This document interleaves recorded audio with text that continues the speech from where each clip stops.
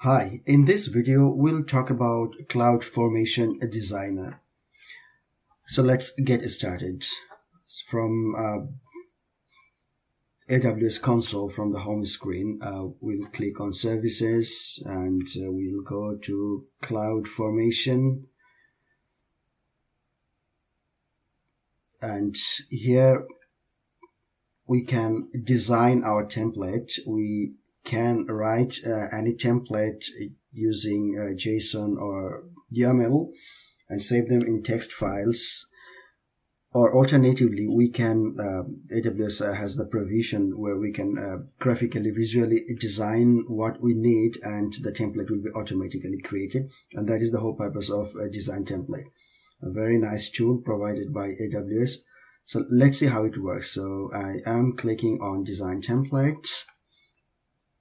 Now let's say that we want to deploy a web server, just a basic one, and how we can do that. So once we click on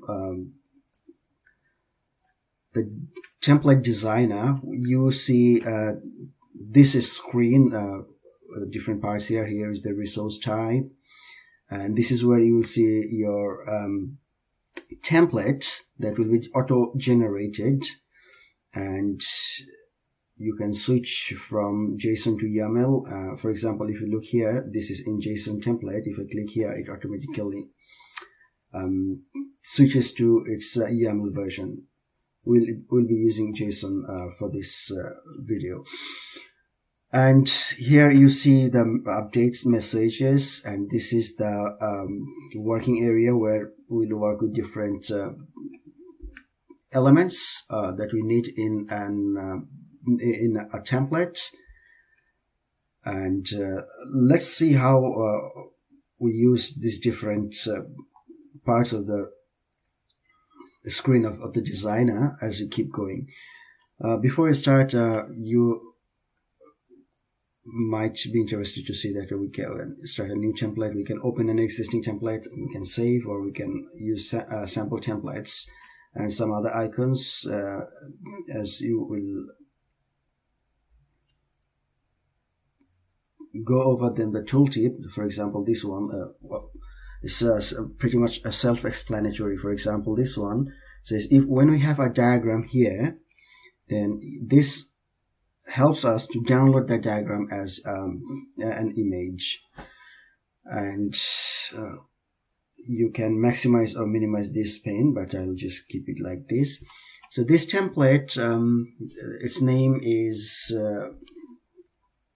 new.template by default, but I want to change the name of this template. So I click on template here, I click on this icon. Let's say I want to name this as web server .template. So I type the name web server and I press enter. Now here you see that it has been changed. Now this tutorial is about CloudFormation template designer, not about all the elements that you can use in the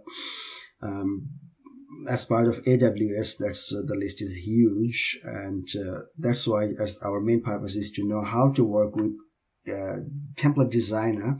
We won't go into much detail of what resource has what meaning, what is the purpose, that we'll see in the relevant tutorials.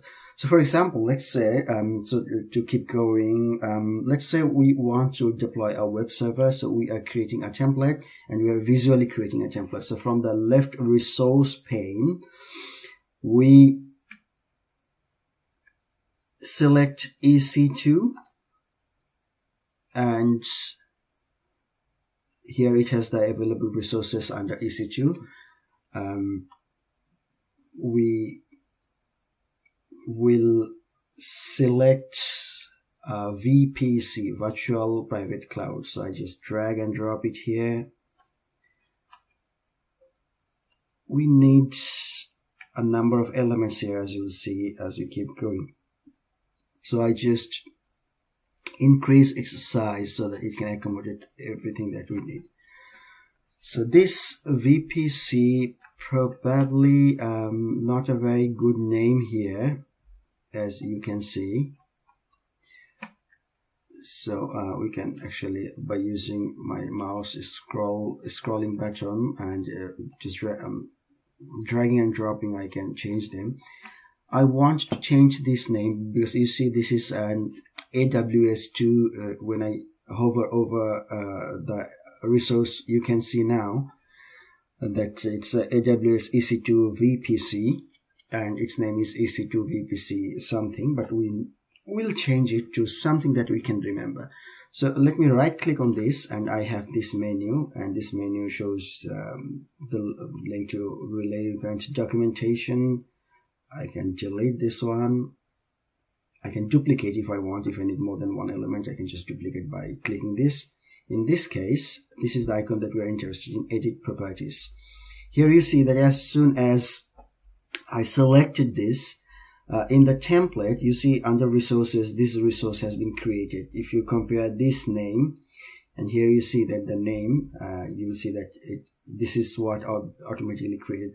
But the name is not very user-friendly, very friendly for us to remember. So what we'll do, we'll change the name here. Let's say we'll just delete the name and we'll give the name VPC.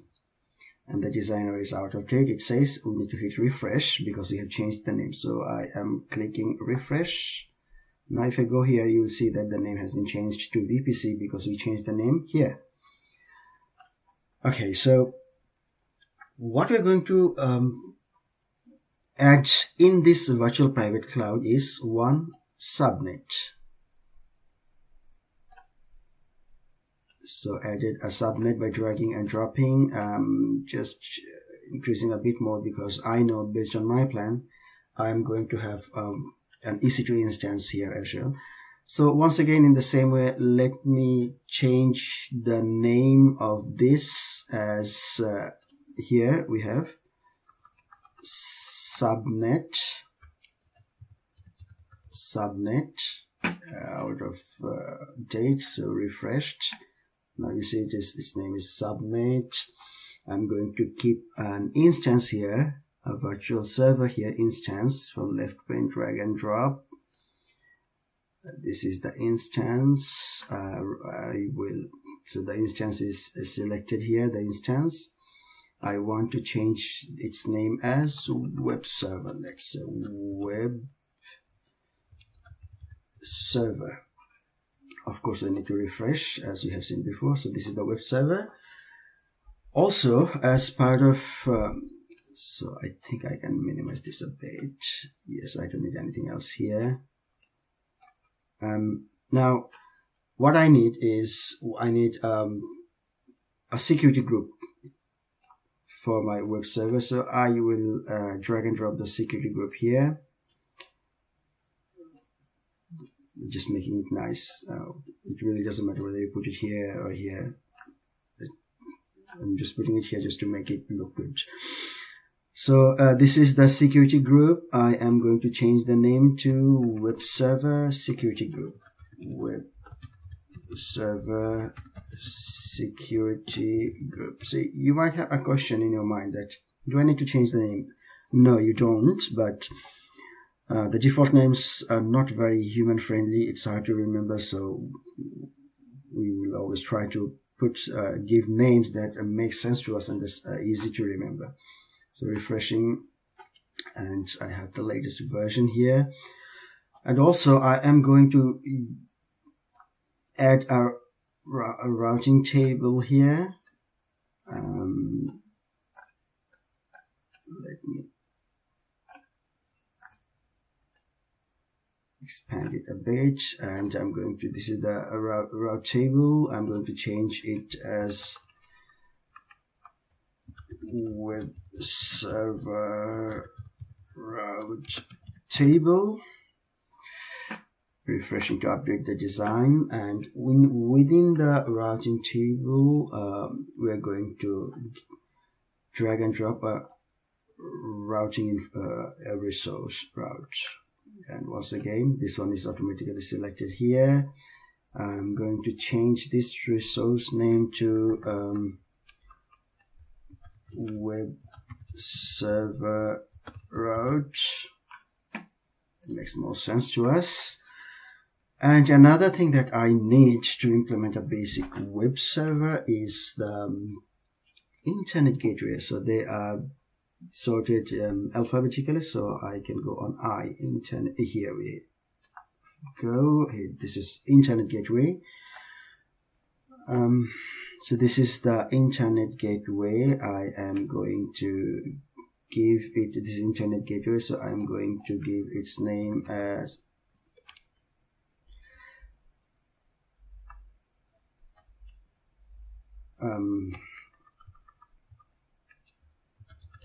web server internet gateway. Just use any name that makes sense to you. I'm just giving the name that is convenient for me to remember. So I'll refresh. Now here you see that it's web server internet gateway. This one is web server security group. This one is web server route. This one is web server route table. This one is web server, and this one is subnet, and this one is VPC. Now what we'll do is we will connect these resources. We have dragged and dropped the resources. Now it's time for us to connect those resources. And so for this implementation, I'll just zoom a bit, probably a bit less. So now what we're going to do, so this is the VPC we have. We have the VPC web server subnet instance routing table and route, the internet gateway. You need an internet gateway to connect to and from outside world from your virtual private cloud. So what we're going to do is we're going to connect this VPC with the internet gateway. So if we, I'll just drag it a bit here. If we take our mouse cursor over here, we'll see that the name is VPC gateway attachment. I'll just drag and drop this connection here. You see the moment I have started dragging, the VPC is highlighted, which means this internet gateway can be connected to this VPC. So I'm connecting this, and then we are going to connect the routing table, the route to the internet gateway by using the gateway ID. So let's have a look here. You see this, if they have different they're for different purposes. If I click go on this one, I see that this is for the gateway ID, so it is for the internet gateway. So I should drag and drop this connection to the, you see the gateway is automatically highlighted when I started dragging. So I connected this route, and also the route depends on gateway. So I click the depends on, or once again I click the depends on, and I connect it with the gateway. Depends on, drag and drop, just connect it. And then we also have instance. Instance will depend on route, because instance, the web server needs the route to have traffic, incoming and outgoing traffic. So depends on, let's find the depends on, the one which is depends on. We will discuss about the rest later on. So here is the depends on. It depends on the route, so I'll drag and drop. Here you see this is highlighted, so I'll just connect, and then I will connect the route table with the subnet, because they have a dependency. And if we don't create the proper dependency, our stack will not work, because this is the template that we're creating, visually creating the template that we will use later on to create a stack. So the routing table is also depending on the subnet. So what we'll do is we will go for the depends on, and then we'll connect it to the subnet. So that's how we use Designer, CloudFormation Designer, to design a template. And as you keep going, your template gets changed. You can just switch from JSON to YAML, just like this. Just clicking, it's as simple as that. And also you need to save your template. You can save it locally, or you can save it on the Amazon storage. So saving locally is just as simple as saving any file. So let's see how we can save it. So if I click here, save, then it gives me the option whether I want to save it as a local file or as Amazon S3 in S3 bucket. So let's me save it locally. I'll click on local file and I'll save it as a web server.template. I'll hit save, and it is asking me, so I'll say yes, I want to save it. And it is normally saved in the download folder. If I open my download folder, just change the views for better viewing. So you see that I have the web server template is stored here. And also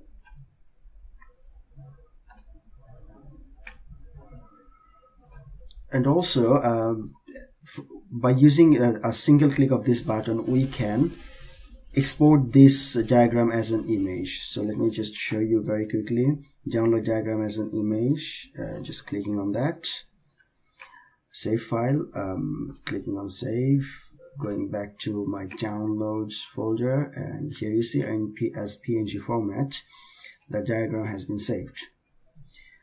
So that's how we work with CloudFormation Designer. We have saved the template that we're going to use it later on. In this, by now we have seen how we can add the resources and connect to them, and we also need to add the parameters. And if we need to, we need to also add mapping. So before we can create a stack, because just providing resources and connecting is not enough to create a stack. We need to also design the specify the parameters. So by now we have seen how we can graphically design a template and have the resources and connect them, rename them. We have also seen the template which automatically generated that we can quickly switch between JSON and YAML, and we have also seen how we can save the file so that we can use it later on. So, however, we have saved it locally. So we'll see how we can add properties and other required things in this stack in next tutorial video. Thank you.